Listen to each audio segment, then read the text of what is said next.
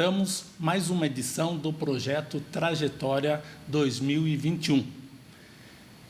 Maria Aparecida Mali, mais conhecida como Dona Cidinha, é uma das fundadoras da Escola de Música de Piracicaba, que hoje é conhecida como EMPEM. Iniciou sua carreira profissional na própria EMP, que é a Escola de Música de Piracicaba, como professora de iniciação musical, onde foi também regente do coro infanto-juvenil e diretora administrativa, juntamente com o maestro Ernest Mali, diretor artístico da escola por quase 50 anos. Nascida em Piracicaba, diplomou-se como professora na Escola Normal Sul-de-Minúcia, em 1949. Isso mesmo. Tudo bem com a senhora? Tudo bem. É um tantinho de tempo, né, Dona Cidinha? É, um tantinho. Mas foi tão bom, gostei tanto de estudar, sempre, ou música ou mesmo no sul de Minúcia. Tive ótimos professores lá. O SUD era um centro, por excelência, de grandes professores, né? Tanto na área científica como na área artística. Verdade, verdade. Muito bons mesmo. Psicologia, sociologia, tudo eu gostava muito. Ali, naquele momento, a senhora teve algum professor em especial que trouxe uma luz diferente, né, que foi uma luz reveladora de um caminho novo a ser seguido? Eu achei que tinha vários, sabe? Então, eu gostei muito do professor de psicologia, né? E depois eu tenho sociologia, que era o seu Getro, né? Eles eram excelentes. Eu tinha vontade até de seguir um pouco isso. Eu não tinha certeza se eu ia seguir música. Se eu não tivesse entrado na ProArte de São Paulo, acho que eu não teria feito, porque eu não tinha ideia o que era capaz de fazer. Mas a senhora começou a tocar piano bem novinha? Comecei, com 6 anos. Por influência familiar? Não, a minha família não tinha músicos, não, mas eu fui estudar com a dona Maria Dirce Rodrigues de Almeida, né? E ela era uma excelentíssima professora. E eu tomei gosto pela coisa, então eu estudava direitinho. A dona Dirce, ela dava aula na casa dela? Dava. Ela dava aula na casa dela. E esse processo de aproximação, né, porque se eternizou o piano na vida da senhora. Piano e Dona Cidinha são sinônimos aqui em Piracicaba, né? Tem gente que toca muito melhor do que eu.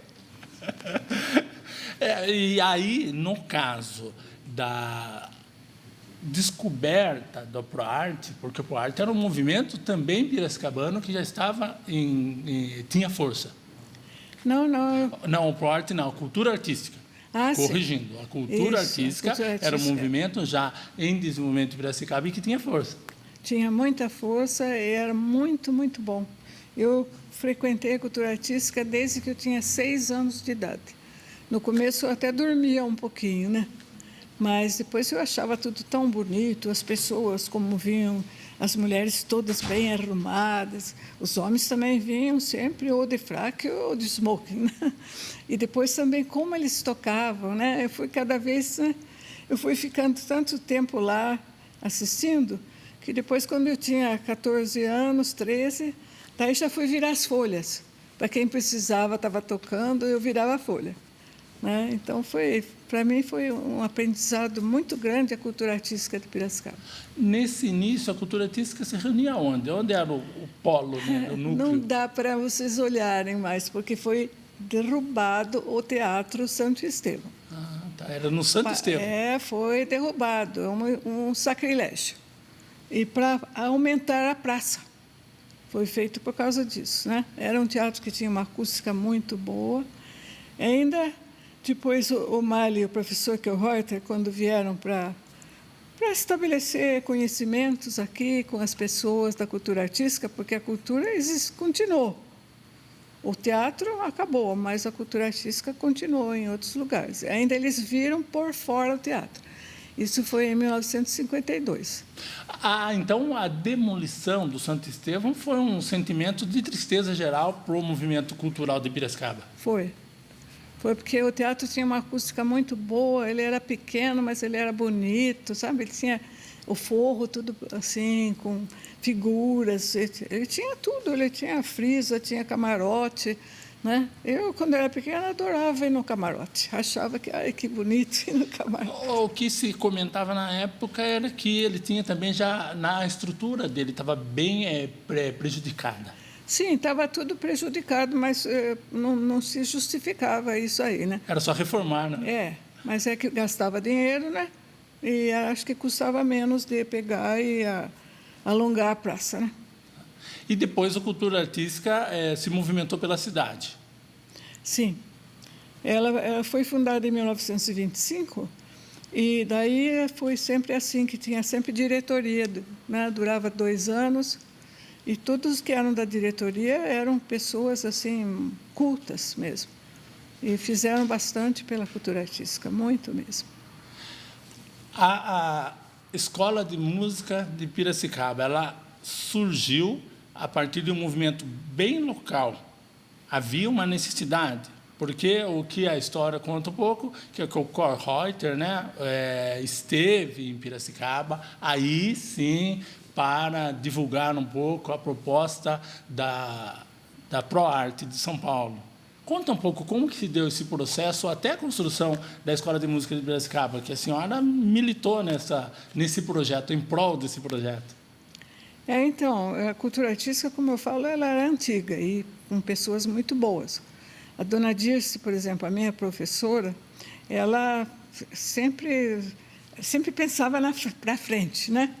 E daí ela viu no Estado de São Paulo, no jornal, que viria um professor de lá da Alemanha, Walter Gieseking. Ele viria para dar um curso para pianistas, né? Porque ele era um renomadíssimo pianista.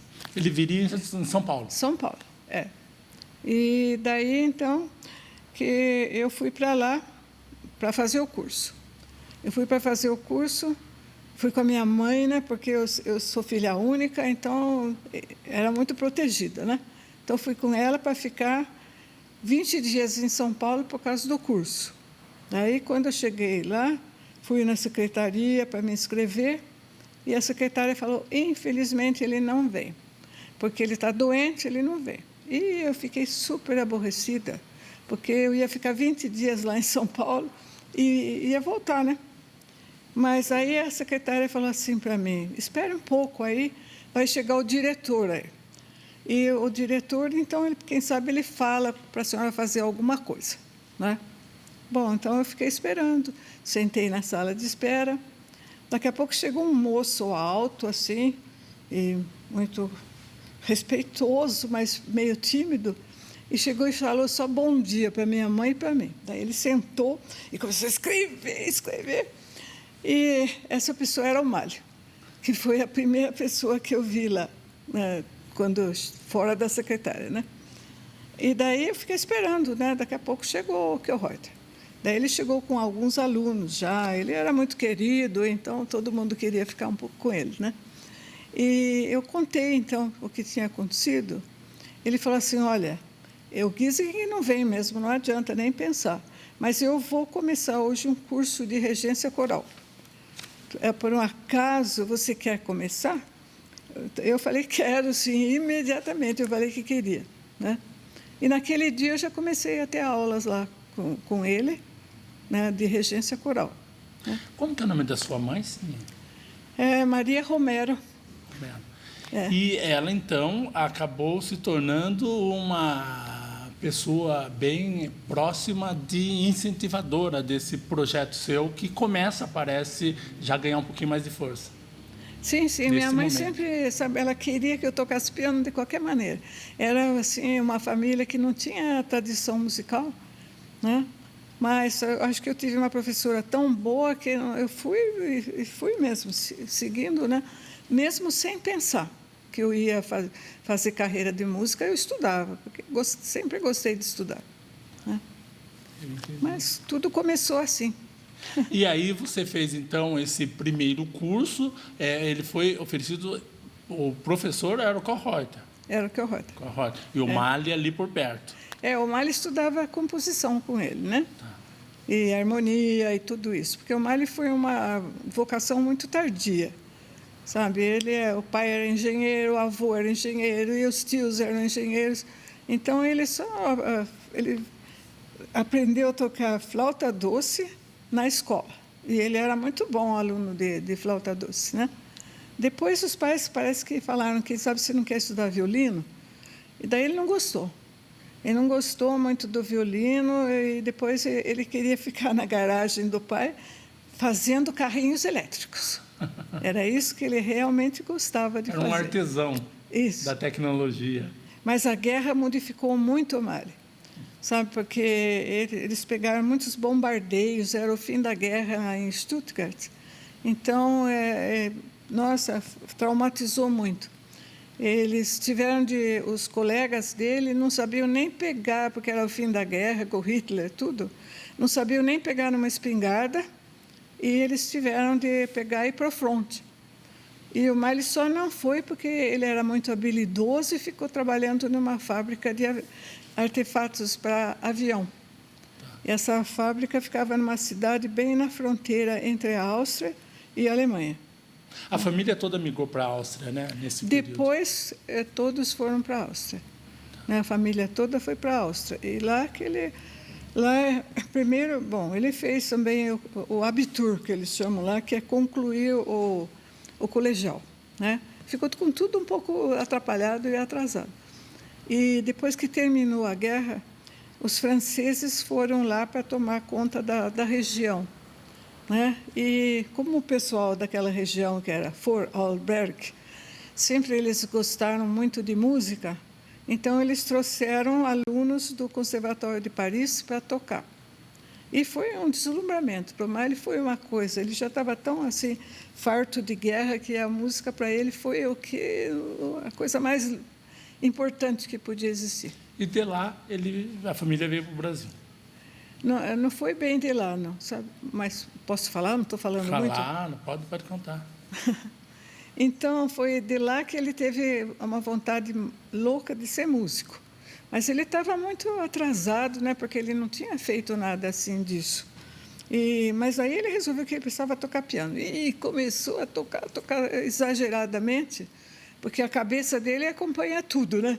Mas acontece que isso aí também tem questão de musculatura, de tudo. Então, ele pegou uma tendinite e o médico falou, desista, carreira de músico não vai dar, né? Assim, de pianista, carreira de pianista. Daí ele pegou um instrumento, pegou outro, mas sempre assim, sem saber, será que vale a pena eu fazer isso, né? E depois que terminou a guerra, então, os pais, a família voltou para Stuttgart, que é a cidade dele, né? Daí lá ele acabou entrando no conservatório, né? Devido à facilidade dele de improvisar, porque isso ele tem, que é uma coisa, dá um tema qualquer, lá vai ele, vai, né, nas alturas. E então, por essa capacidade, ele conseguiu entrar no conservatório, né? E daí ele estudou só uns 2, 3 meses lá, com um professor que se chamava Nepomuk David. Era um bom professor, muito conceituado, mas aí a família resolveu mudar para o Brasil, né? Meu sogro estava enjoado de tanto ver os problemas de guerra, de tudo, então eles mudaram para o Brasil para ele ajudar na fabricação de pistões para automóvel, meu sogro. Daí ele veio para o Brasil. E o Mali veio junto, ainda sem saber o que ele queria, né? Depois disso, ele ia assistir a muitos concertos e foi assistir o concerto do Kjellreuter, na Rua 7 de Abril ainda, que tinha um salão grande lá, e acompanhado por outro pianista, que era o Henry Jolles. E aí ele gostou, foi várias vezes, por fim ele arrumou coragem e levou algumas músicas que ele tinha composto, né, para o Kjellreuter olhar, né? E o Kjellreuter falou assim, olha, tocar piano não sei, porque o Kjellreuter tocava muito bem, era flauta transversal, né? Eu não sei, mas você poderia ir lá na ProArt, que vai chegar um compositor muito bom e é muito bom pianista, era o Schenck, né, que veio dos Estados Unidos. Daí o Mali foi lá e o Schenck falou, olha, não, você pode continuar, estude com o Kjellreuter, porque você tem bastante talento, né? Daí que ele começou a estudar lá na ProArte, foi no ano de 52. Entendi. Dona Cidinha, nós vamos ouvir agora o Luiz Carlos Juste, Certo. que é uma figura importante na história Muito. da EMP, na história da vida da profissional de vocês também, porque é um talento renomado, não é? E vamos ver o que ele fala sobre a senhora. Oi, pessoal. Me pediram para falar sobre a Cidinha Mali. Coisa muito fácil se eu tivesse muito tempo.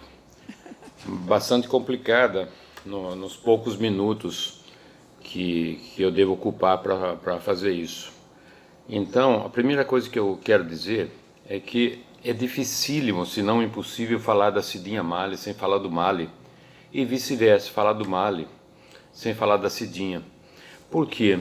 Porque os dois são a metade da mesma coisa, e isso só se completa nos dois juntos.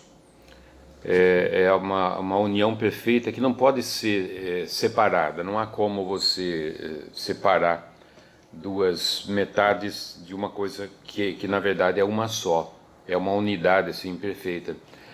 E essa perfeição se reflete, entre outras coisas, por exemplo, na atuação na Escola de Música de Piracicaba, quando eu tive a felicidade de ser aluno. Eu digo felicidade porque acho que o período em que eu fui aluno, e meus colegas da época são testemunhas também disso, foi um período de plena felicidade. Porque a escola era o nosso refúgio, onde a gente podia fazer música, onde a gente podia falar e ser ouvido, ser compreendido, ser criticado, ser elogiado, enfim, ter um espaço para a gente se expressar. Então, é um lugar de expressão.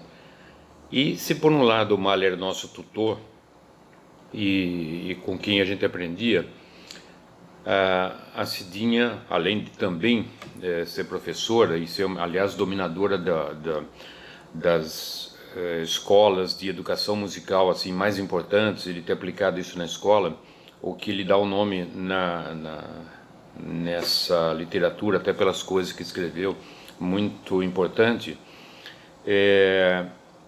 Com o Mali a gente aprendia porque a Cidinha permitia, protegendo o Mali de alguma forma das coisas que não eram interessantes, permitia que a gente tivesse do Mali o melhor dele. Então, nesse sentido, protegendo o Mali, ela protegia nós todos, ela ajudava nós todos, e isso se chama uma dedicação exclusiva, uma dedicação total. Então, nessa dedicação, outra palavra para isso é amor, é dedicação total, é abrir mão das coisas próprias para que os outros possam usufruir também de um conhecimento, de uma cultura que não é só musical. Ela foi muito mais importante, em todo caso para mim, também no sentido da minha formação global, da minha personalidade, da minha cultura geral, da minha maneira de pensar e trabalhar posteriormente. Enfim, eu poderia falar muito tempo, mas não disponho desse tempo. Então, a única coisa que eu quero resumir agora é Cidinha Mali, muito obrigado por tudo. Eu jamais vou conseguir pagar tudo que eu tive graças à senhora e ao Mali. Muito obrigado, gente. Dona Cidinha, para dar fundamento para as palavras do Juste, vamos construir a EMP, né? Historicamente. Eu gostaria que a senhora desse sequência, que a senhora foi para São Paulo e conheceu o Karl Reuter, conheceu o Mali, e estamos num processo. Tá bom. O senhor quer que eu continue falando? É isso, esse processo até a construção da escola. Então, daí foi assim, né, que eu comecei a ter aulas com o Karl Reuter, naturalmente achei ótimo, e depois o ambiente da ProArte de São Paulo era coisa nossa. Eu sempre estudei piano, né? Eu nunca tinha vivido numa escola, e ali era muito gostoso, muito bom. A gente tinha aula, às vezes, no jardim, e daí ele comentava, ele falava, e uma vez ele falou, brincando para mim, Piracicaba tem uma escola de música? Eu falei, não, não tem. Ele falou assim, por que nós não fundamos uma? Né? Era brincadeira isso, né? Mas eu levei a sério.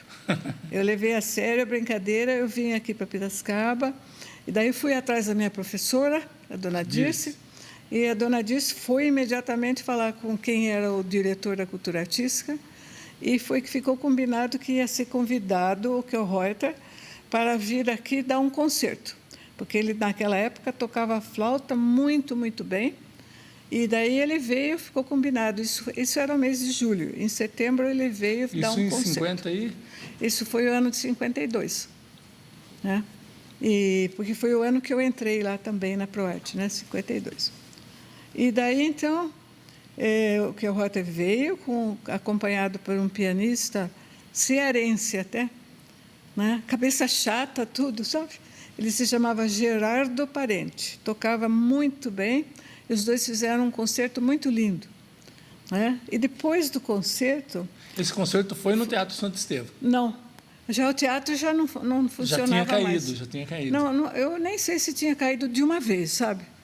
Mas já tinha sido em 52, no começo, ele ainda estava lá, mas depois já... Né? Tá, entendi. Não dava mais para entrar. O concerto foi no Clube Coronel Barbosa.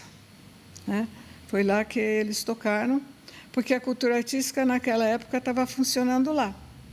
E tinha até o piano da cultura, estava lá no Coronel Barbosa. Né? E daí eu só sei que, depois do concerto, eles foram todos para a casa do Dr. Brigger, professor da Escola de Agronomia, né? E a senhora dele, a dona Nelise. E lá, então, houve uma recepção. E essa recepção, daí conversaram, falaram que eles gostariam muito de uma escola nos moldes da ProArte de São Paulo. Ficou bem assim falado e tudo. E daí o Reuter foi embora, né? E eu continuava tendo aula com ele só uma vez por semana, porque ele insistiu que eu tinha que continuar.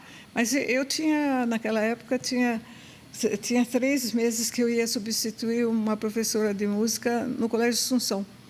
Então, eu também não podia falar, eu não vou mais lá, né, porque eu aceitei o serviço.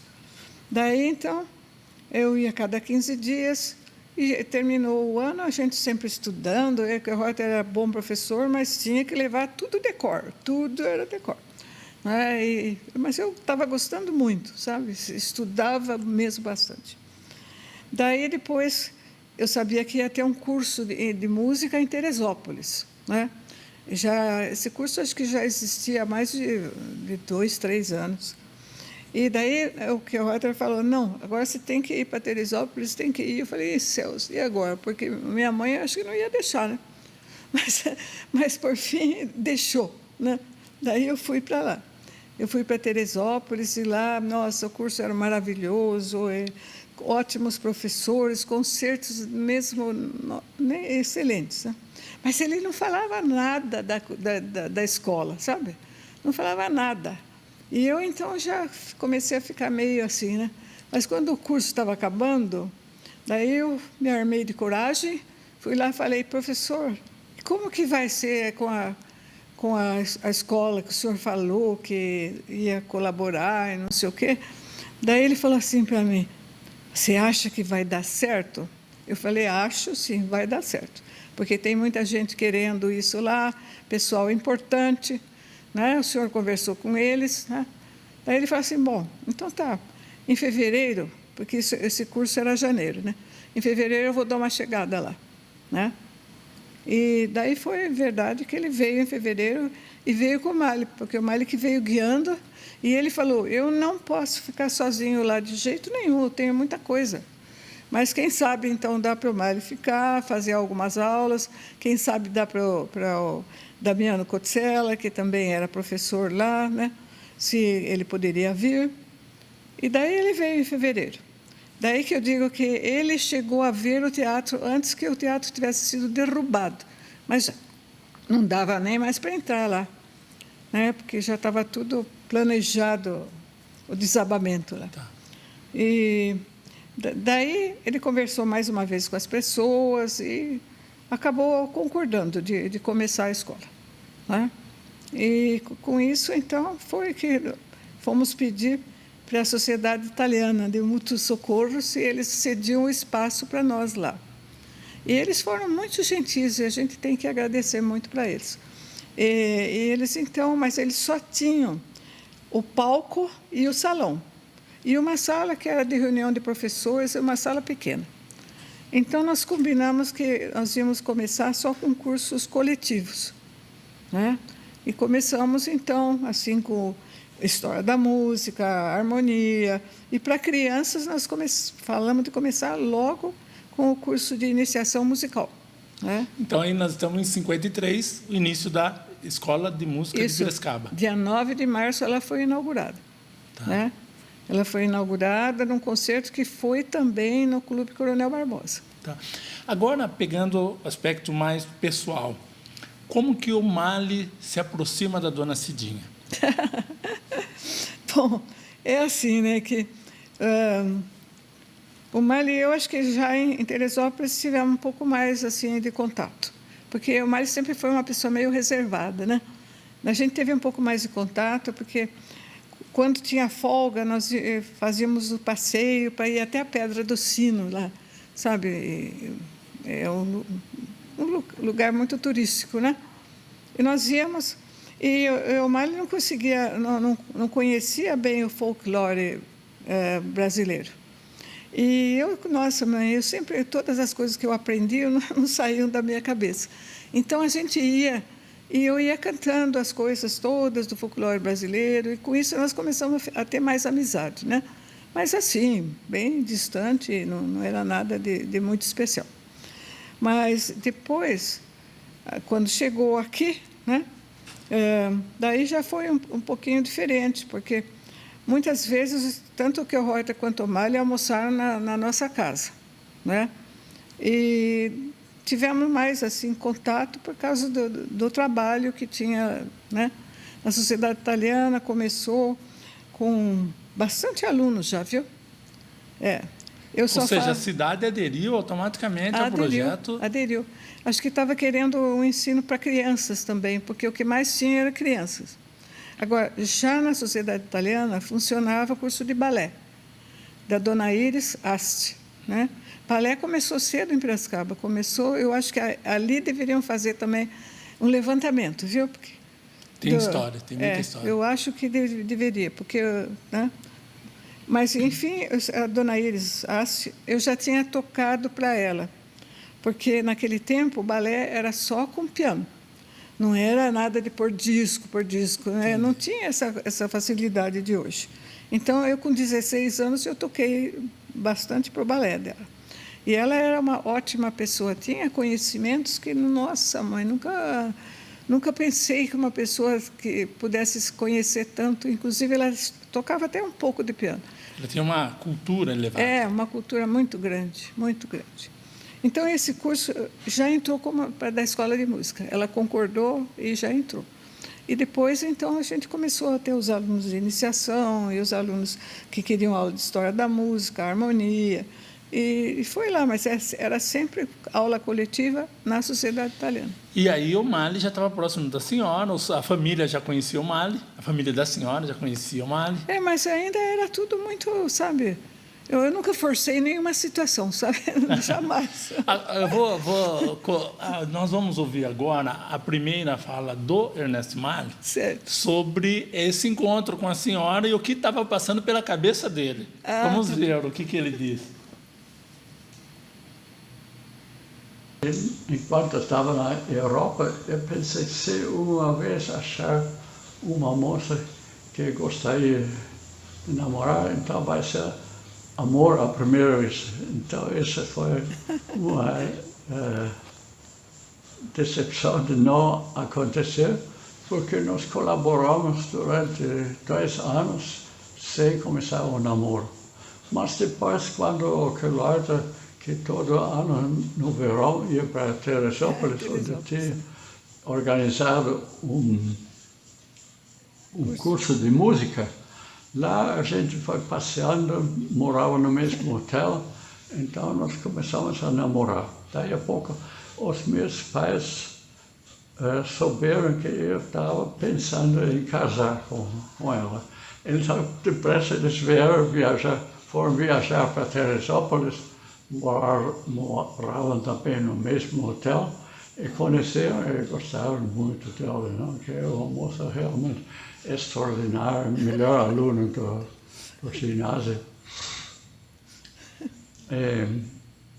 Deu tudo certo, só que quando nós quisemos fazer casamento aqui em Piracicaba, o bispo, Dom Ernesto, ele não gostou muito da ideia de a Cidinha casar com ele, que não era católico, né?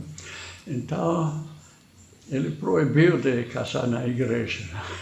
Foi incrível. Eu tinha até certificado de batismo, né?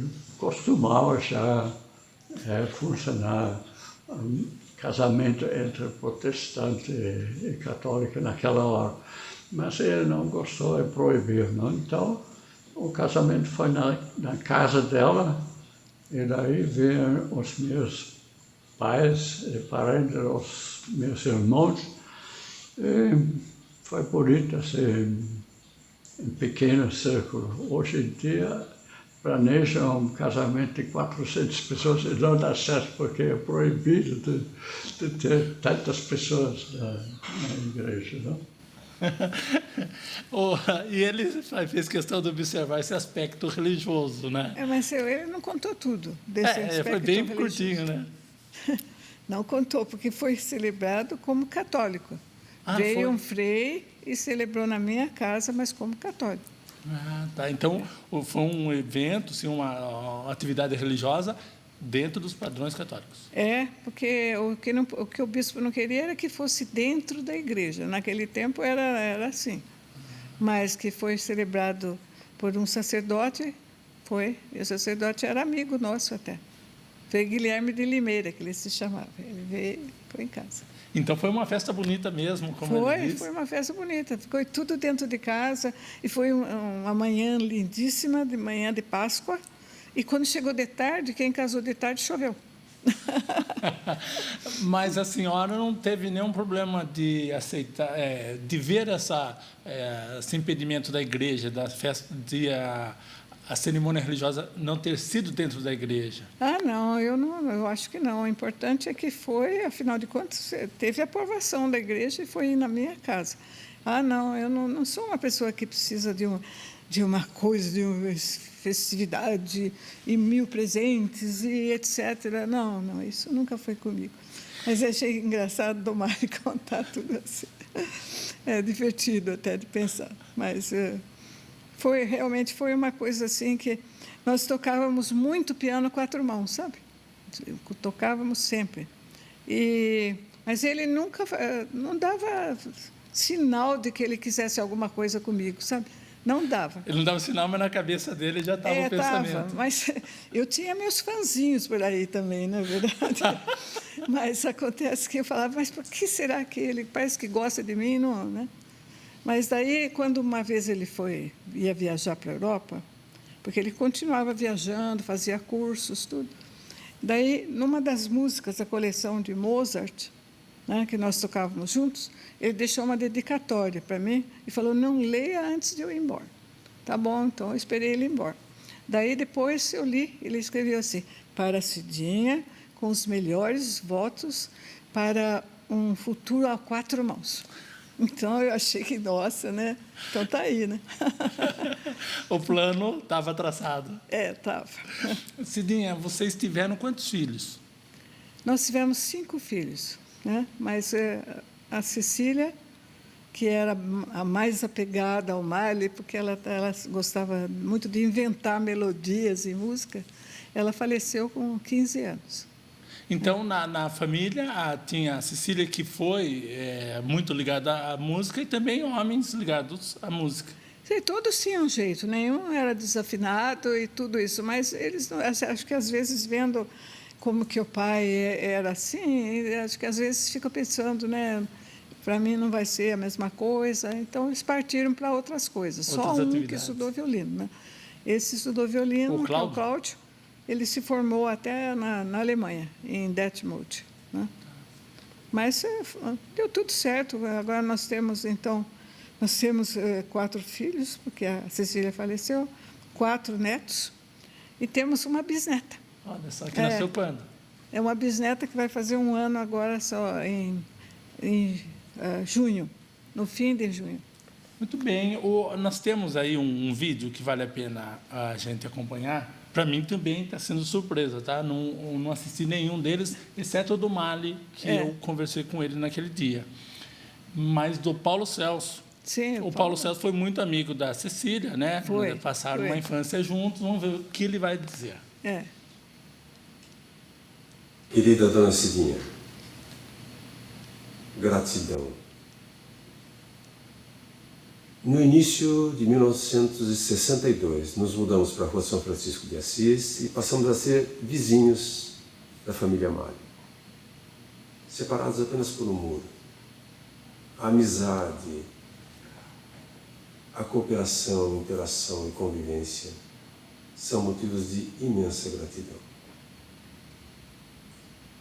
Dessa convivência resultou que vários irmãos tiveram contato mais próximo com a música. José Luiz estudou fagote, Mário Eduardo trombone, Maria Inês trompa, Francisco Luiz violoncelo e Luiz Fernando oboé. Com Ernesto, seu filho mais velho, e 2 anos mais novo que eu, aprendi sobre eletricidade, fotografia, e juntos tivemos nosso primeiro contato com a música, através da flauta doce, que a senhora nos apresentou e ensinou ali mesmo em sua residência. Posteriormente, pude conhecer o violino por intermédio de sua prima, Nair Romero de Matos. Com Cecília pudemos todos aprender a ver o mundo com outros olhos. Amar as flores, as plantas, animais, a música, a vida, enfim. Com sua imaginação criativa, ela nos deixou inúmeros temas musicais e, com vários deles, de uma certa forma, costurou a história de nossas famílias. Por exemplo, na chácara do seu Antônio, é o pai dele. Francisco está chorando.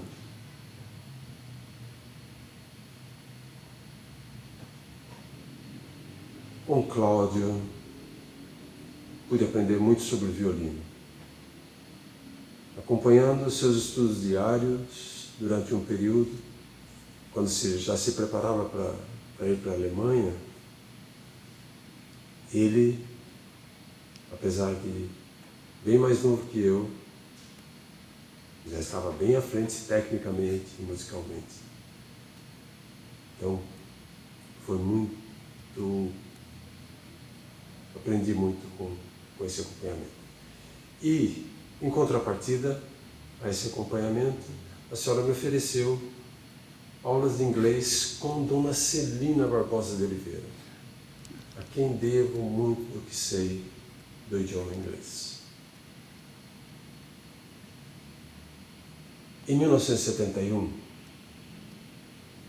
por ocasião do falecimento do meu pai, todo o suporte e apoio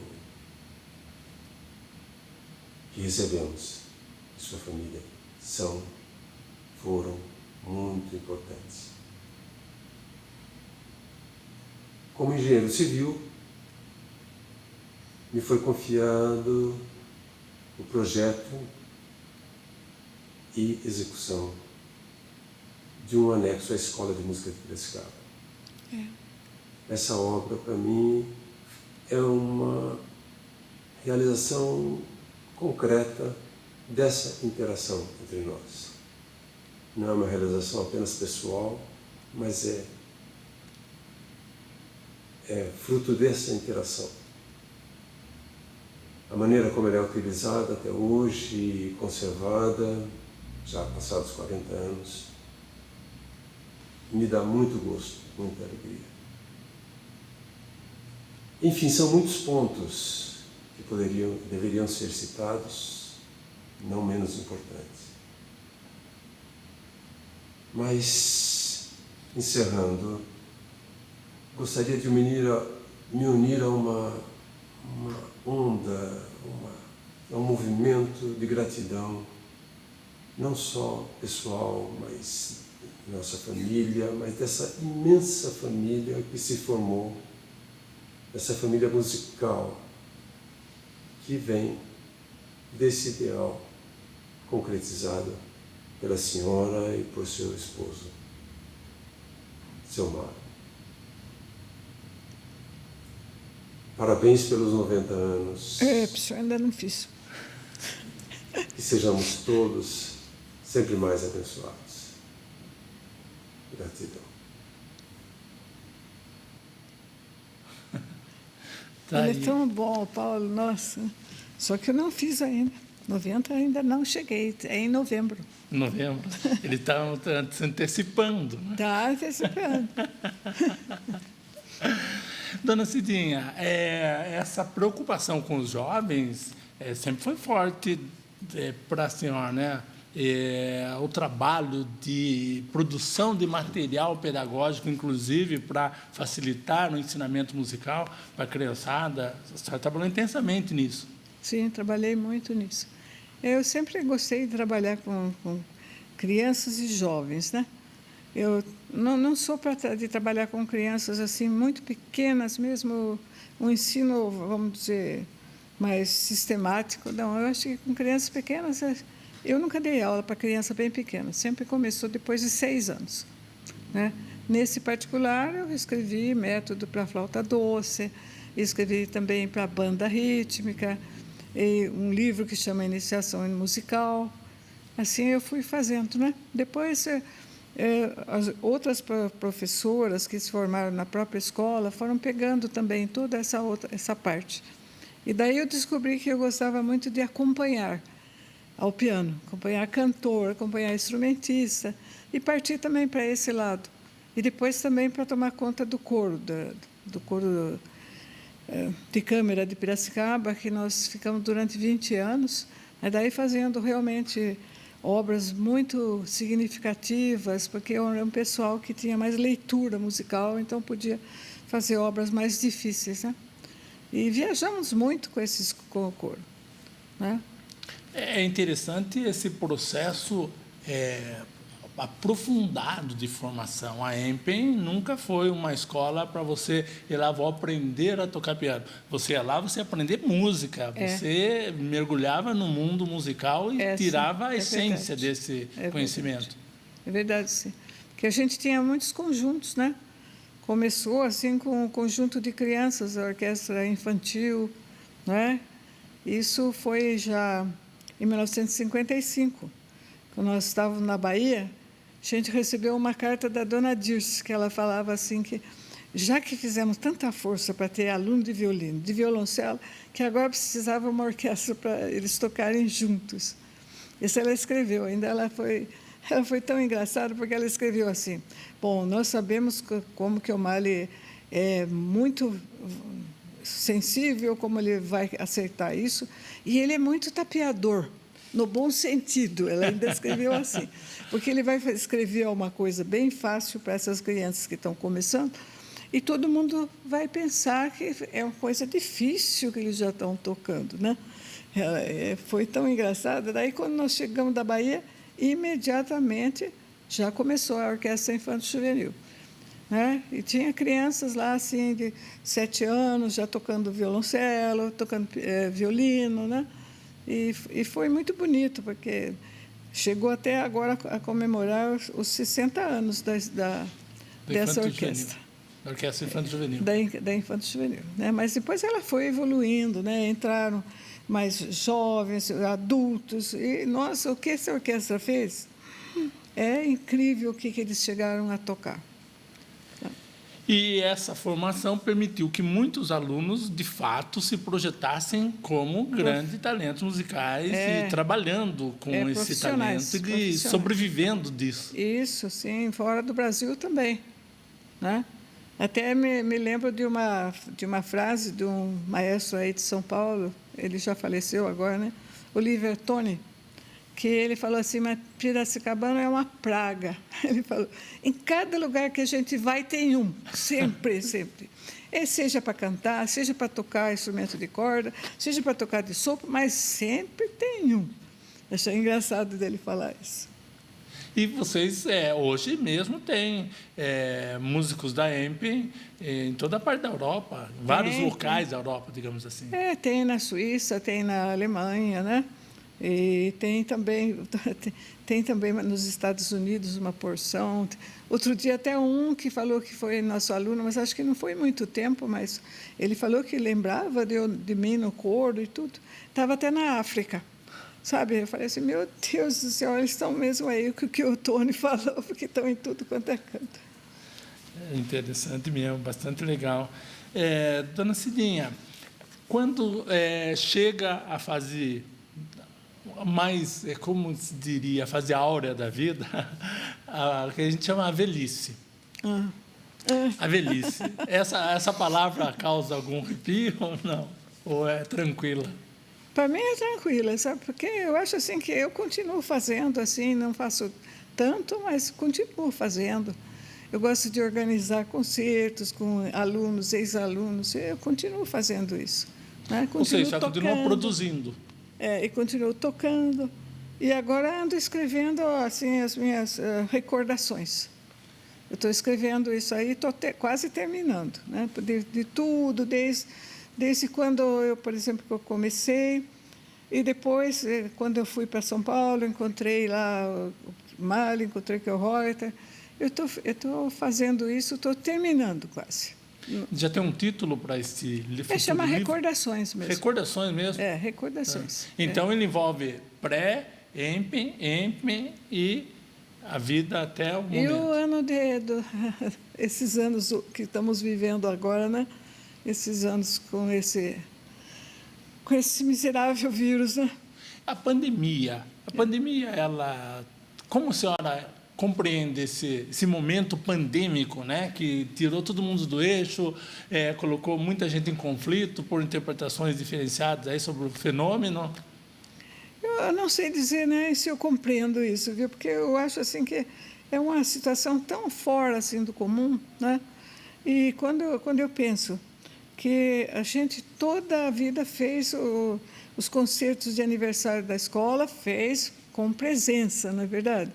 E a última vez que a gente fez foi em 2019.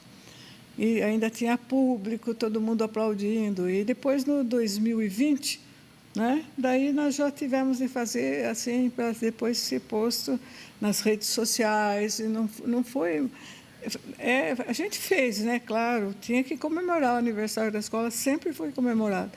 Mas a gente não sente da mesma maneira, sabe? De quando vê o público entusiasmado, vê ex-alunos que já estão, né, com mais idade, né? Esse distanciamento da senhora em relação à EMP, né? Porque a senhora ficou 50 anos atuando ali na administração, no processo pedagógico, na coordenação geral. E, de repente, a senhora teve que se afastar, ou se afastou, se aposentou, digamos, da EMP. Isso foi uma coisa chocante para a senhora? Foi difícil ou foi um processo natural? Olha, não foi um processo natural, não, porque a gente pensava que a gente ia continuar lá, assim, não digo que fôssemos, assim, os diretores ou tudo, mas a gente ia continuar. E os alunos estavam contentes que a gente continuasse. Mas houve muito problema, muita coisa que aconteceu, assim, com relação à nossa própria... de ficar junto da Unimep, né? No começo foi tudo muito bem. Mas foi um projeto de doação que vocês propuseram, ou não? Não, olha, foi assim, com relação à Unimep, foi o seguinte. Quando acho que nós estávamos já... O Mahler com 53 anos, eu fazendo 51, nós começamos a achar que para a escola como que ela ia continuar. Porque, seja como for, quem que construiu e fez tudo lá foi o Mállio. Ele que tinha a herança dele, ele usou praticamente quase toda a herança dele, fazendo prédios e comprando instrumentos e todas essas coisas foi ele que fez. Além de dar o trabalho dele, que isso é uma coisa que é também sem ganhar absolutamente nada. Nós achamos que nós não estávamos precisando, que nós podíamos contribuir para isso, né, para a melhora. E o Mállio sempre teve a ideia que ele queria ter um trabalho que ele favorecesse a paz, porque era isso que ele mais ficou com a guerra, ficou muito traumatizado, né? Agora, depois, quando nós saíssemos, a gente ficava pensando quem que vai levar isso aqui em frente, porque os prédios davam bastante também trabalho e gastos, né? Porque era tudo muito grande. Então, daí, nós fizemos uma reunião e falamos assim para os nossos, né, nossos professores. Olha, nós estamos achando que assim como está, pensem um pouco no futuro, pensem como quem que vai levar isso aqui para frente assim, não é? Então, nós achávamos melhor que nós fôssemos para uma casa bem grande que nós tínhamos também lá na Rua São Francisco, e uma casa que tinha a possibilidade de não ser um movimento tão grande, mas dava para ensaiar a orquestra, dava para fazer concertos e tudo lá. Mas aí ninguém quis ouvir falar. Tantos que alguns falam que nem lembram dessa reunião. Mas teve gente que lembra, graças a Deus. Porque a gente se preocupou, né? E vendo assim, nós achamos que precisava que tivesse uma entidade que compartilhasse de nossos ideais e quisesse levar em frente. Uma entidade com mais pessoas, né? E foi daí que nós recorremos, então, ao IEP, ao Unimep, né? E foi desse jeito, assim, que, sendo o reitor o professor Almir de Souza Maia, ele se interessou pelo trabalho. Foi em que ano mesmo isso? Isso daí foi, espera um pouquinho, 1980. 80 e alguma coisa. 80 e pouco. Tá. Mas nós levamos tempo ainda para chegar numa conclusão. Daí foi em 1998 que realmente ficou filiada à Unimep e ao IEP. Ou seja, demorou uma negociação de 10 anos, mais ou menos. Não, tanto não. Tanto não demorou, mas demorou, sim. Porque, né? A gente pensava assim, nós queremos que essa escola continue, mas os professores não estão percebendo que eles não têm possibilidade financeira de levar isso em frente, né? Porque, por exemplo, era 13º salário, não tem dinheiro, bom, então o Mállio punha o dinheiro. Então, era uma coisa assim que estava ficando de um jeito que, como que as outras pessoas iam poder fazer isso? Ou seja, a cultura não era um bom negócio, bom. Apesar de ser um sucesso. Não, negócio a gente nunca pensou em como negócio, entendeu? Isso nunca pensou. Não, então, mas mesmo assim você precisava ter o recurso para o pagamento, né? Pois precisava não só do pagamento, mas da manutenção, porque a sala precisou, no começo ela não precisava de ar-condicionado, eu acho que não fazia tanto calor como faz hoje, né? Mas depois ela precisou, e era também uma ocasião, porque às vezes a gente tem mais possibilidades, às vezes tem menos, não é? E uma porção de coisas, mas a gente pensava mais no futuro. Nós queremos que continue, né? Esse foi o principal pensamento, né? Todo mundo com quem eu converso, todas as pessoas com quem eu converso, dizem que a EMPEN foi uma grande família. Foi um lugar de muitas realizações, ou seja, todos os sentimentos, todos os pensamentos são muito positivos em relação àquela escola. Eu concordo com isso, porque uma vez também nós chegamos e tinham vários adolescentes sentados, assim, bem na entrada, né? Daí a gente ouviu que eles falaram assim, mas bem que podia ter só a escola de música, a gente não precisava ir nenhuma outra, porque aqui é mais gostoso. Então, quer dizer, eu acho que esses que estudaram lá e aproveitaram mesmo, e alguns não seguiram música. Tem mais de um médico, e que eram ótimos, poderiam ter seguido música, mas não quiseram, né? Tem vários médicos, tem veterinário, tem tudo quanto é coisa lá dentro também. E eu também sou de opinião disso, que Cada um deve seguir aquilo que ele mais acha que ele deve fazer, né? Mas os que têm talento para isso e querem, tiveram boa oportunidade, né? E a senhora se sente uma mulher realizada? Olha, sabe, eu me sinto que eu estou me realizando ainda. Eu acho assim que, enquanto eu gosto de tudo que eu faço e estou sempre fazendo, né, eu fico falando assim, meu Deus do céu, mas eu não tenho tempo para nada, quase de tanta coisa que eu faço para isto, para aquilo, né? A gente teve assim, trabalhou com as carmelitas também, com elas lá, trabalhou com alguns outros lugares que não eram da escola de música, mas eu me sinto sempre, enquanto estou aqui com disposição, eu estou para fazer. Vamos ouvir o que o Marley fala. Ele fala sobre um tema. A forma como ele fala é até curiosa. Vamos lá. A minha opinião é que esse planeta, todo o mundo, existe para o ser humano progredir. Que o ser humano,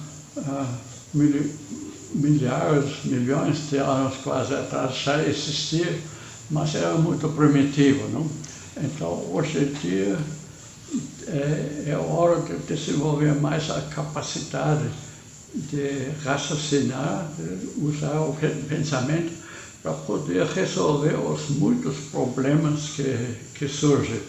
Mas o mais importante na evolução do ser humano é o amor, é o que pode conseguir demais quando fica uma pessoa que se dá com todo mundo, que ama todo mundo, que ajuda todo mundo.